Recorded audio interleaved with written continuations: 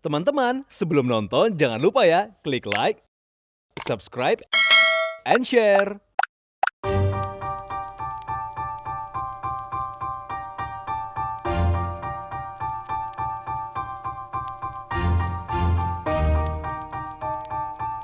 Manusia dan hobi tentu menjadi hal yang tak terpisahkan. Dalam program People and Hobbies, kali ini kami akan mengulas selebritis, selebgram, public figure, komunitas ataupun individu yang memiliki hobi unik, lucu, dan tentu saja menginspirasi. Siapa saja mereka dan apa saja kegiatan yang dilakukannya? Temukan jawabannya hanya di People and Hobbies.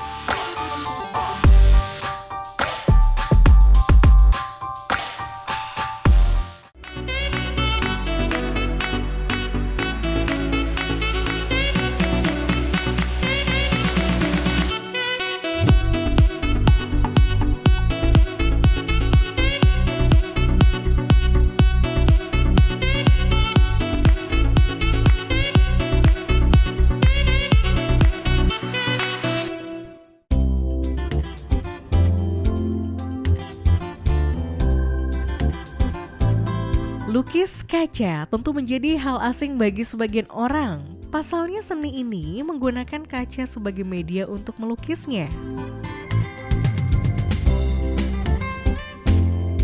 Ya, terlahir dari keluarga pecinta fotografi, Ratu Adina Bachtiar, putri dari Rai Bachtiar Derajat yang merupakan seorang fotografer senior ini, kini dikenal sebagai salah satu pelukis kaca wanita termuda di Indonesia.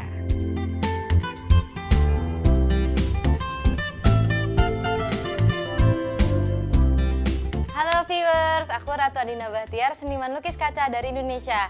Inilah dia koleksi aku, selama ini aku melukis kaca di belakang aku. Nah viewers, selain aku melukis di bidang datar, aku pun melukis di ini dia, di botol bekas. Kenapa sih aku melukis di botol bekas? Karena ada netizen yang challenge aku, jadi aku mulai aja ngelukis di sini. Dan akhirnya hasil pun tidak mengecewakan ya, karena aku melukis dengan sepenuh hati gitu. Yuk viewers, kita lihat koleksi aku yang lain.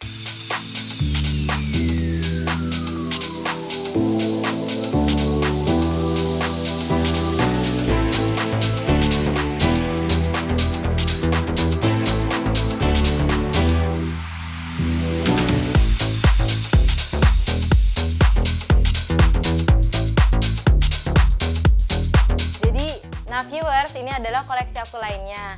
Ini adalah 2 seri, aku bikin tentang kopi, tumpahan kopi yang ada budayanya di situ. Jadi budaya ini adalah budaya yang di Surabaya itu kalau nggak salah yang parade-parade, dan ini adalah budaya Dayak. Karena mamaku itu dia pemelukis telinga panjang budaya Dayak. Nah makanya aku membuat lukisan ini dengan basic budaya agar budaya Indonesia tetap lestari. Nah teman-teman mau tahu nggak sih koleksi lain yang aku ciptakan? Yuk!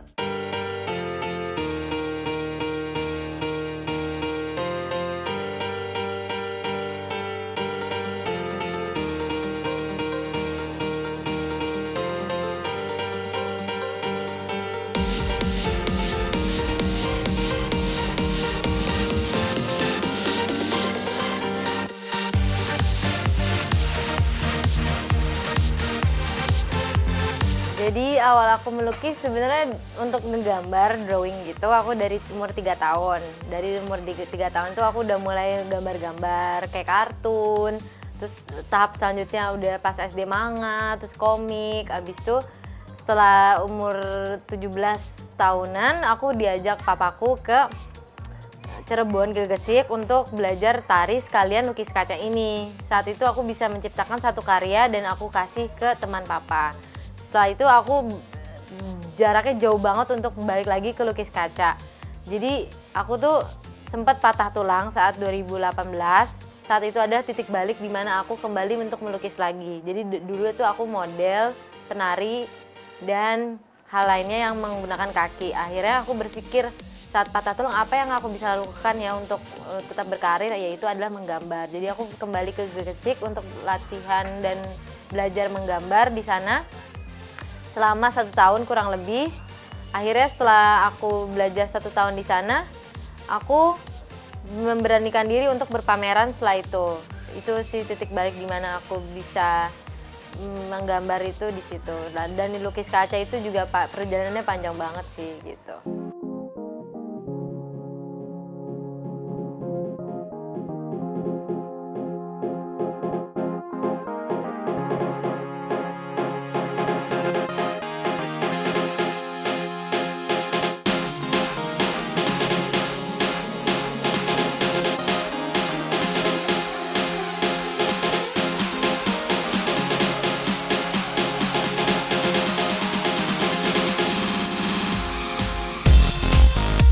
Nah, viewers, di sini adalah pojokan yang paling aku suka. Kenapa? Karena historinya panjang banget.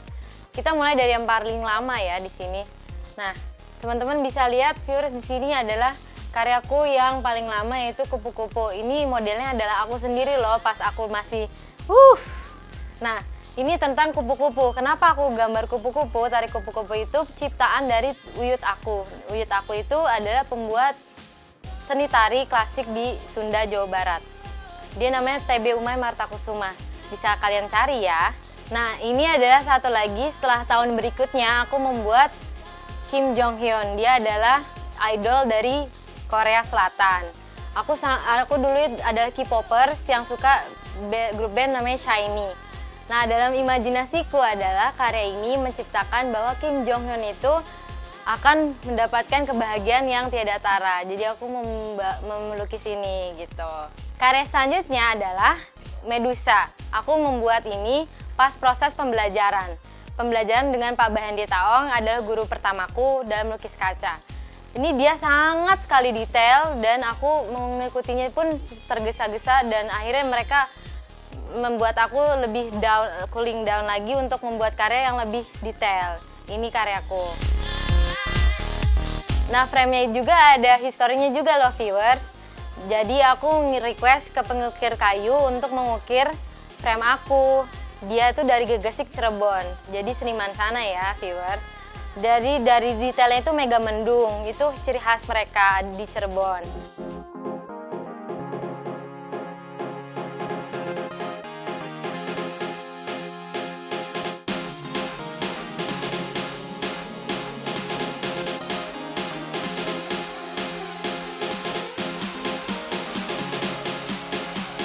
Karena kaca itu misterius gitu. Saat kita torehkan di baliknya itu, saat kita torehkan di bidang yang kita toreh, hasilnya pun berbeda di depannya gitu. Jadi tidak bisa diprediksi, sulit untuk memprediksi. Misterius juga dan kita mengolah rasa, mengolah kehati-hatian karena itu kan benda pecah belah ya. Karena kalau kita tidak hati-hati atau kita tidak dengan rasa itu akan cepat bosan, cepat marah atau bisa dibanting-banting atau gimana.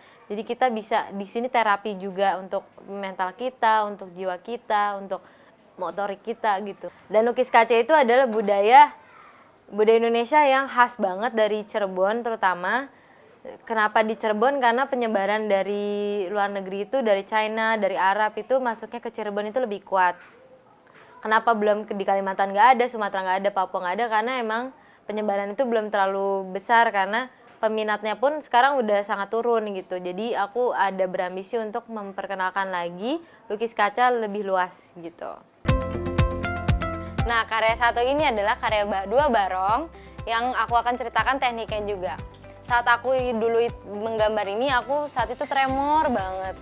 Dan aku harus segera menyelesaikan lukisan ini. Kata guruku, tenang dan atur koasnya tetap terjaga. Karena di sini kita bisa membuat ini sebagai terapi juga. Jadi viewers yang mungkin tremor juga, nggak apa-apa ini sebagai media untuk terapi kita. Karena dia akan mengasah kita untuk tetap fokus dan tidak tremor lagi. Hasilnya aku sekarang udah nggak terlalu tremor viewers.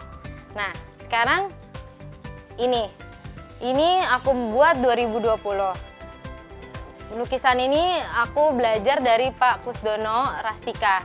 Pak Kusdono Rastika itu anaknya dari Rastika yang membuat lukis kaca terpanjang di Taman Mini Indonesia Indah. Aku belajar dia karena dia itu emang sejarah lukis kacanya emang kuat ya, viewers. Dan akhirnya aku belajar lukis kaca klasik di sana.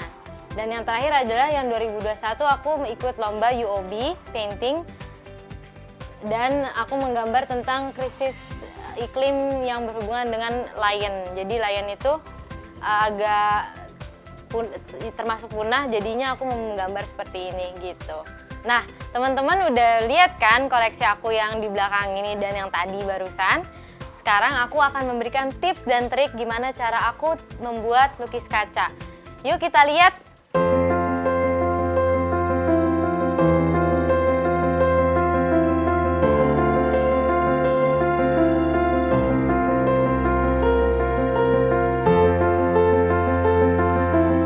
Jadi aku terbilang di seni rupa lukis kaca itu aku termuda di Indonesia gitu. Jadi di Indonesia aku termuda dan wanita lagi kan, karena rata-rata pelukis kaca itu laki-laki dan umurnya sudah termasuk tua gitu. Jadi aku orang termuda dan wanita itu sangat jarang lah di Indonesia dan mungkin aku satu-satunya gitu.